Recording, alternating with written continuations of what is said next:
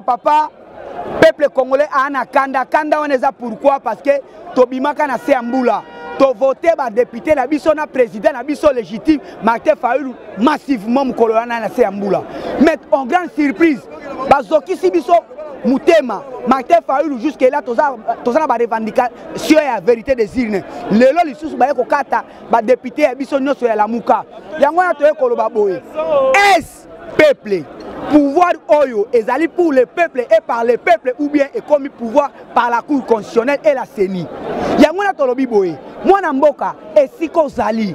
Est-ce que ozane sengo Boloba ki to tia na seto loba ke opposant a eu pouvoir makambo ko changer yangoyo 6 mois gouvernement bimakate souffrance likolo ya souffrance ozozela nini o vota ki président Martin Fayulu massivement pourquoi ozozwa volonté ya kobimakate tant kotumba ba pine ezali manifestation pacifique au moni to panzité ba adepte ya IDPS ba viola ki Assemblée nationale ba beti ba député ba panzi mituka mais a koyoka te o kasezate mituke panzani te ba étudiant ba intellectuel okozo ba étudiant okozo ba militant yangwana na yebisi que la lutte continue ça c'est le commencement d'abord ça sentiment de colère na komona lolenge bazuzi ya cour constitutionnelle autre pesa ba ondingisa bakata makambo na simbo bakomi okata makambo na lolenge mususu bakati ba député ya biso de l'opposition pour ma PCA FCC beaucoup de majorité dans l'Assemblée nationale. Il y a FCC, donc c'est comme si dans la circonscription il y a des députés opposition il y a FCC qui a des bazalaki, cache bazalaki te, UNC bazalaki te, donc changement wana ezo la qui ça injustice moko total. Alors toye ko manifester. Pona nini bango sukoyo ba valider ba député na biso. To na kanda, no moni koya na biso. Tane naza la kilote. Na lati bopo na kanda.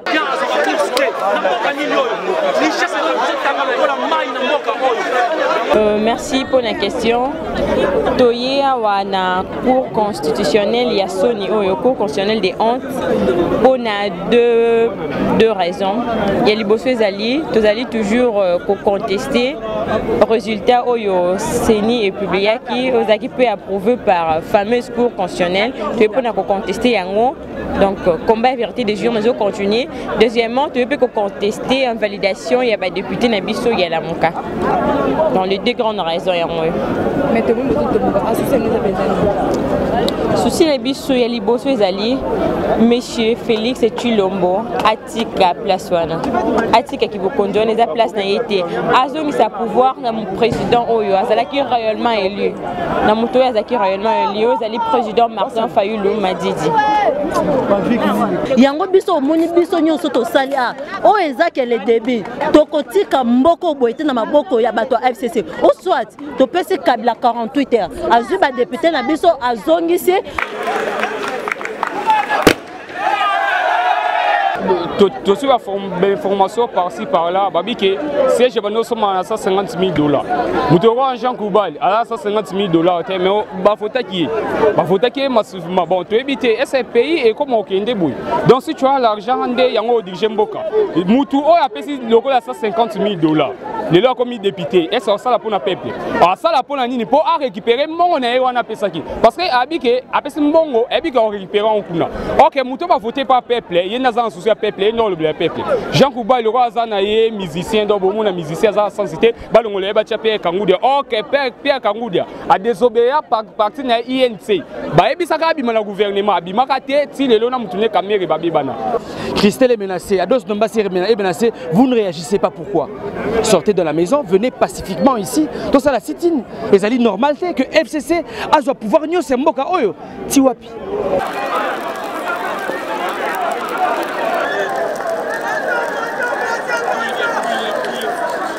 Moto votaki Tshilombo ali arate. Moto votaki Kainda Lamuka. Mais pour nani volonté à peuple ezaka respecté. C'est-à-dire que lui pendant ya solo sengeto zoyango le 30 juin oyo na marche au Tobengi marche de vérité. Donc 30 juin zoyai ko yakuna makala makotikala putule komata. Moi mboka prince tout ça ali kamango. Remarquez que ba député tout ba invalidé ezali ba député à Lamuka. Et puis nana azali bénéficiaire ezali FCC. FCC mutako za député nyos. Alors la question est de savoir à qui profitent les crimes. Naturellement, les crimes profitent au FCC. Remarquez une chose. Dans le contentieux électoral, il y a élection présidentielle. Il y a un politologue de formation. Contentieux électoral, ils allaient contentieux à sincérité. Ils allaient contentieux à vérité. Ce qui ne pas bazouzi. Ils allaient se faire la philosophie. Ils allaient se faire Koloba. Il y a un longaki. Preuve yango. Tata mo cause école matin Fayoulou accueilli na cour constitutionnelle. A memaki 26 cartons ba PV. Bazouzi baboyi kotala même ko simba carton PV baboyi ko simba yango. Ba multiplier ba raison ba tanga ki ba PVT d'obtenir recomptage des voix. Mais les camarades comme moi ba candidat député à FCC ba kaika ke pas même cours ba sengi recomptage des voix et puis va obtenir yango. Pourquoi deux poids, deux mesures? Pour l'élection présidentielle, Bobo il recomptage des voix. Et pourtant c'est simple. Il suffisait seulement de courir le bas. Tu l'as voix na yango. Preuve na yango. Il a fallu yango. Il y a Chadar yango. Malheureusement Chadar a compté ça qui était. Bazou c'est va voir Chilombo. Bazou il y a président Fayoulou va recompter. Ce qui Chilombo longi. Tu peux te le maboko côté. Ce qui fait la longue tu peux te le maboko. Au moins ça l'avantage il y a cause là aussi au vide tout le monde. Mais pourquoi va plus maintenant qu'il faille le recomptage des voix? Mais va député à FCC va faire le recomptage des voix. Qu'est-ce qui s'est passé? Quelle est la procédure? Parce qu'apparemment, et pas biso ta babantu. Et pas na biso babantu balo biso ko moni motu na libandi.